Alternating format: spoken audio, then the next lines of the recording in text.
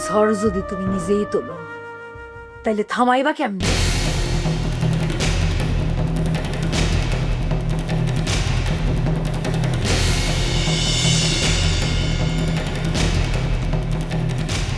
শবনম, হ্যাঁ রান্নার একটু আইতে কসম। তানহা, তানহা তোর বাবা ডাকতেছে। কি হইছে? তানহারে ডাকতেছো কেন? আগে আইতে দাও। হাই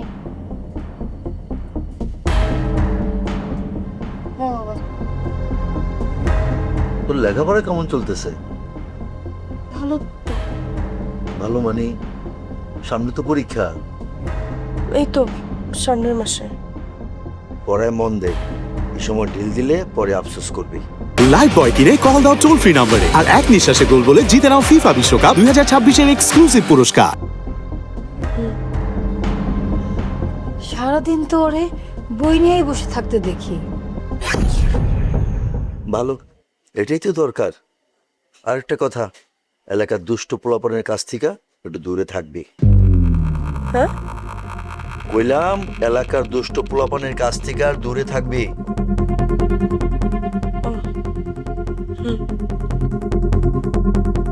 এই বয়সটা খুব সেন্সিটিভ, আর এই বয়সে মানুষ খুব ভুল করে থাকে। বন্ধু বান্ধব, আড্ডা, খেলাধুলা খুব ভালো, কিন্তু তার একটা সীমা রেখা থাকা উচিত। আমি দেখতেছি এখনকার পোলাপানরা খুব বেশি বাড়াবাড়ি করতেছে।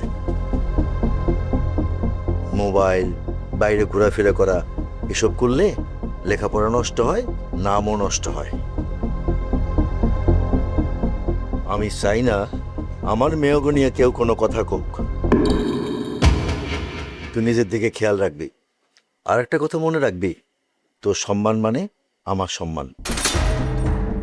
ও তো খারাপ কিছু করে নাই। জানি, তবুও কইলাম। আমি যাই।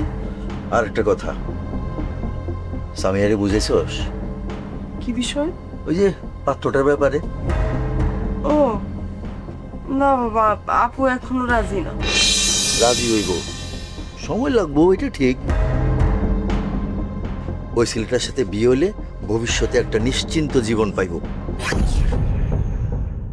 সামিয়া তো বুঝতেছে না, আবেগ দিয়ে তো জীবন চলে না রে মা, বাস্তবতা বুঝতে হয়। না রে, তুই ওরে বুঝা, তোর কথা তো ও শুনে। আমি চেষ্টা করুন বাবা।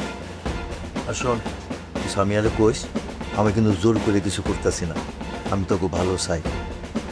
আর একটা কথা, তোর কাজ হইল কলেজ, পড়াশোনা আর বাড়ি, এছাড়া তোর কোনো কাজ নাই, ঠিক আছে? যা।